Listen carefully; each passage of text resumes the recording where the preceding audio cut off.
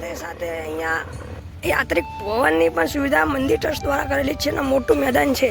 નવરાત્રિના દિવસોમાં અહીંયા પણ ફૂલ પબ્લિક આવી જાય છે. તો તમે જોઈ શકો અહીંયા અંશેતાની સાથે રહેવાની પણ સુવિધા મંદિર ટ્રસ્ટ દ્વારા કરેલી. ગાડીઓ માતાજીનો એન્ટ્રી ગેટ છે. તમે એન્ટ્રી ગેટના પણ દર્શન કરી શકો છો. અહીંયા તમને ફૂલ પ્રસાદીની સુવિધા મળી જશે.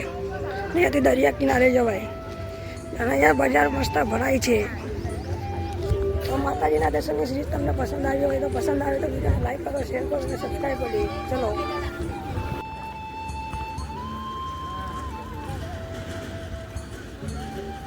માની દરગાહના દર્શન કરાવી લો. જય સિકોતર માં, જય સિકોતર. મિત્રો આપણે સિકોતર માતા આવી ગયા છીએ, જે ખંભાત પાસે આવેલું છે. તમે માતાજીના દર્શન કરી શકો છો. તો તમને બ્લોગ પસંદ આવે તો બ્લોગને લાઈક કરો, શેર કરો અને સબસ્ક્રાઈબ કરો. અને નવા બ્લોગ જોવા માટે મારી ચેનલને લાઈક કરો. તો હવે આપણે અંશે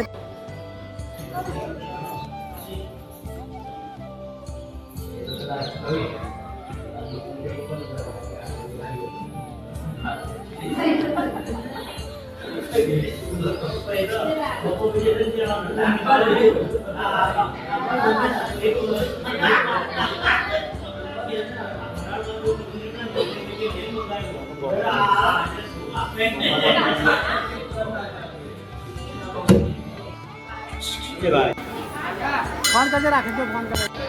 સારું હવે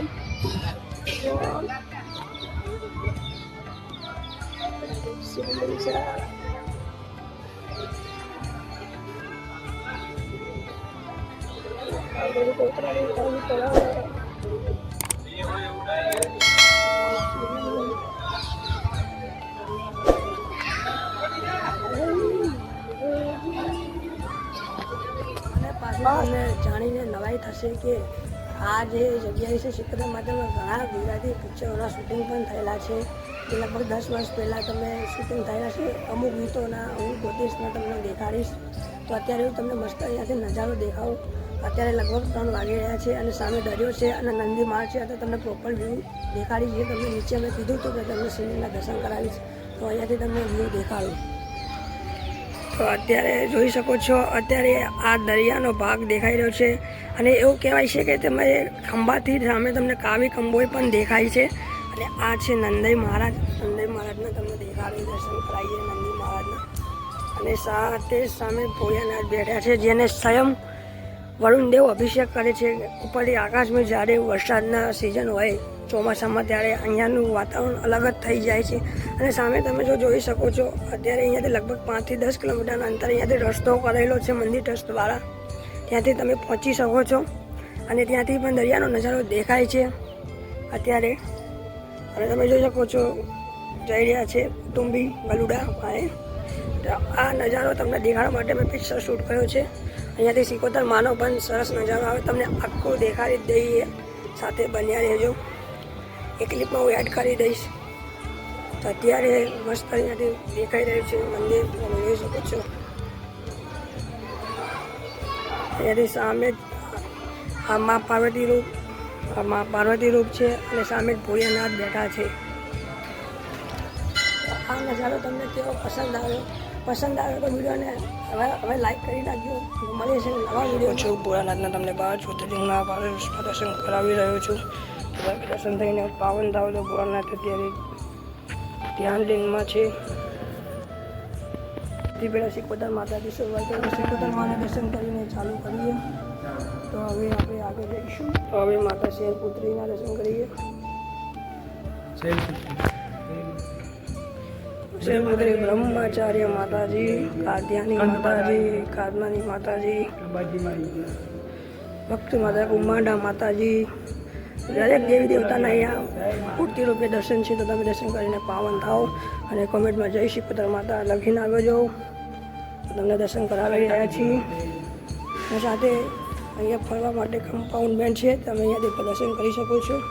હવે શ્રી બ્રહ્માજી અને વિશ્વકર્મા જે પુત્ર અને પિતાશ્રીનું છે, અને સાંઈબાબા અને તિરુપતિ બાલાજી, ભારત વર્ષમાં કેટલા પણ આવેલા દેવધામ છે, તમને અહીંયા દર્શન કરવા મળી જશે. તો કોમેન્ટમાં બધાના નામ લખજો. જય રણછોડ રાયજી, રામદેવજી, કાંતિ સ્વામીજી, અને દરિયાલાલ શ્રીનાથજી. તમને અલગ અલગના દર્શન કરાવીએ. બૌદ્ધ જલાન બાપા, ગુરુ દત્તાત્રેય મહારાજ, ગિરનાર શ્રી ભાતીજી મહારાજ, મહાવીર સ્વામી, લક્ષ્મીનારાયણ ભગવાન. અને અહીંયાથી પણ નજારો સરસ છે. 12 જ્યોતિર્લિંગનો તમને દેખાડી રહ્યો છું. સાથે માતાજી પણ બિરાજમાન છે. અને સરસ્વતી માતા, લક્ષ્મીનારાયણ અને સરસ્વતી માતા, ગાયત્રી માતાજી, કોડિયાલ માતાજી, અવિશ્રી એ જ બધાની બાબો ચલાવી ગયા. અને વારાફરતી દર્શન કરાવી રહ્યો છું. અને સાથે દર્શન માતાજી અને આગળ આપણા કલિયુગની રાજા કહેવાય મા મેલડીના દર્શન તમે કરી રહ્યા છો. ચામુંડા માતાજી છે અને શ્રી શંકરાચાર્ય છે. હવે આપણે વિષ્ણુ ભગવાને જે અવતાર લીધા હતા તેના આપણે દર્શન કરીશું. પહેલી છે કશ્યપ અવતાર, મત્સ્ય અવતાર છે, વરાહ અવતાર છે અને નરસિંહ અવતાર, ભક્ત પહેલાંના પરશુરામ અવતાર અને વામન અવતાર અને નારાયણજી, લક્ષ્મીજી, શ્રી રામ, જાનકી અને રાધા કૃષ્ણ છે અને બુદ્ધ ભગવાન છે અને લાસ્ટમાં શ્રીની કલ્કી અવતાર છે જે કળિયુગના અંતમાં થવાનું છે. તમે તેના પણ દર્શન તમને કરાવી દઈએ. દર્શન કરી રહ્યા છો ભોળાનાથના 12 જ્યોતિર્લિંગના સાથેના. મને કોમેન્ટમાં જઈ ભોળાનાથ લખવાનું ભૂલતા નહીં. સાથે ગણપતિ મહારાજ પણ બિરાજમાન છે અને હનુમાનજી મહારાજ પણ બિરાજમાન છે. હવે આપણે બહાર આવી ગયા છીએ અને અહીંયા હજુ આ બધી જગ્યાએ કામ બાકી છે કેમ કે હજુ અહીંયા લગાવવાનું છે. એ માટે જે અલગ અલગ પ્રતિમાઓ છે હજુ આ બધે પ્રતિમા આવવાની બાકી છે. તો આપણે પહેલાં આની પરિક્રમા કરી લઈએ. અને આ મોટું શિવલિંગ છે ઉપરની સાઈડ, તમને અત્યારે દેખાતું નથી. તો આપણે મારી સાથે આપણે પરિક્રમા કરીએ. અને અહીંયા આ જગ્યાએ તમે અભિષેક કરી શકો છો. તો આપણે પહેલાં એકવાર પરિક્રમા લગાવી દઈએ. તો મારી સાથે બોલો મહાદેવ હાર કરતા રહો. અને તમારે અહીંયા આવવું હોય તો તમને જણાવી દઉં, સૌથી પહેલાં તમારે અમદાવાદ જંકશન આવી જવાનું છે અને પછી ત્યાંથી ગીતા મંદિર બસ સ્ટેન્ડથી ખંભાત માટેની ડાયરેક્ટ એક્સપ્રેસ બસ મળી રહેશે, જેની ટિકિટ ભાડું 100 રૂપિયા થાય છે. તે બેસી જશો એટલે તમને સીધા ખંભાત ઉતારશે અને ખંભાતથી તમને માત્ર 20 રૂપિયામાંથી તમે લાલેજ પહોંચી જશો. આ ખંભાતનો વખત આગળ આવેલો છે. તો અત્યારે આપણે આની પરિક્રમા લગાવી રહ્યા છીએ. આ મોટું શિવલિંગ છે, અત્યારે તમને દેખાતું નહીં હોય તે માટે થઈ. તો આવનારા ભવિષ્યમાં આપણે ફરીથી પર આ બ્લોગ એનું કવર કરીશું. આગળ માતાજીના દર્શન કર્યા તે પણ તમને દેખાડીશું. તમને બ્લોગ પસંદ આવે તો લાઈક કરો, શેર કરો અને સબસ્ક્રાઈબ કરો. મળીએ છે કે આવનારા નવા બ્લોગમાં. હજુ તો તમને આગળ દેખાડશું, ખંભાતનો વખત દેખાડશું. ખંભાતની સૂતરફેણી પણ પ્રખ્યાત છે. તો અત્યારે આપણે આ તમને જેટલી દિવાલો તમને ખાલી દેખાઈ રહી છે ત્યાં આવનારા સમયમાં ત્યાં મૂર્તિઓ લાગવાની છે. તો તે પણ તમને દેખાડીશું. હજુ ટાઈમ લાગશે. અને ઉપર તમને જો આ દેખાય છે, આ માતાજીની ધજા, તે જ માતાજીનું અસર સ્થાનક છે.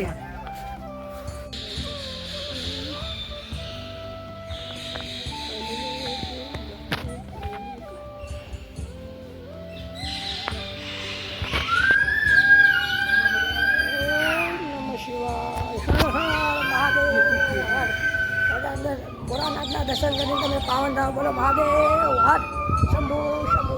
તો તમે અહીંયા અભિષેક કરી શકો છો. ભોળાનાથ દર્શન કરીએ ચાલો જય બાપાજી. મળીએ આગળ. ત્યાં જોવા જેવી છે. અહીંયા બધા ભગવાનના વડાપ્રધાન અંગત છત્રીઓ બધાના નામ લખેલા છે, તમે જોઈ શકો છો. અને સાથે અહીંયા અન્નક્ષેત્રની સુવિધા છે. અને તમે કદાચ શિવલિંગ તમને દેખાડીશ તો આ તમે જોઈ શકો છો. આ શિવલિંગ છે, એના શોર્ટ મેં બનાવ્યા છે. હું તમને આગળ દેખાડી વિડીયોમાં. તો અહીંયા છે આ તમે માતા. અહીંયા તમને અન્નક્ષેત્રની પણ સુવિધા છે. અને સાથે સાથે આ માતાજીનું છે, તમે જોઈ શકો છો. શિખરના તમને દર્શન કરાવી રહ્યો છું. નીચેમાં શ્રી જે શિકોતર માતા વિશે લખીને આવ્યું. અને અહીંયા નવરાત્રિમાં બહુ મોટો મેળો ભરાય છે. તમને અહીંયાથી માતાજીના દર્શન કરાવી દઉં ડાયરેક્ટ. તો અત્યારે અહીંયા હવનનું હતું, તો અત્યારે હવન પૂરો થઈ ગયો છે માતાજીનું. તેથી તમને માતાજીના દર્શન કરાવ્યું. તમે જોઈ શકો છો આ જ માતાજીની પ્રતિમા છે. તો હવે હું માતાજીના સતનો દર્શન તમને કરાવીશ. અહીંયા વર્ષો પહેલાં વાહન જે આવતા હતા એવું કહેવાય છે કે આ વાહન લૂંટ્યા હતા અને શિકોતર માતાએ બચાવ્યા હતા. તો અહીંયા 1 જ્યોત રૂપિયા દાંડી છે. જેવું કહેવાય છે લોકો કે મુજબ કે કોઈ પણ વાહન જો તણાયું હોય તો માતાજીની અવશ્ય રક્ષા કરીશ. તમને એના દર્શન કરાવીશ. તો ચાલો સાથે મળીને દર્શન કરીએ. તો આ તમને જો અત્યારે તો સૂર્યનારાયણનો પ્રકાશ છે, જો તમને દેખાઈ રહ્યું હોય તો આ એ છે દાંડી, જેના ઉપર દીવો ચાલુ થાય છે. તમને દેખાઈ રહ્યો છે આ જે સોના જેવી તમને દેખાય છે. અને કે આના ઉપર કાચ ચડતો નથી અને સામે જ દરિયાકાંઠો છે. તો તમને આ વાતની ખબર ના હતી, આ વાતની ખબર ના હોય તો અવશ્ય તમે જોઈ લેજો. તો મળીએ છીએ એક નવા બ્લોગમાં. ફાઇનલી મિત્રો આપણે ગુજરાતના ખંભાતના અખાતમાં પ્રવેશી ચૂક્યા છીએ.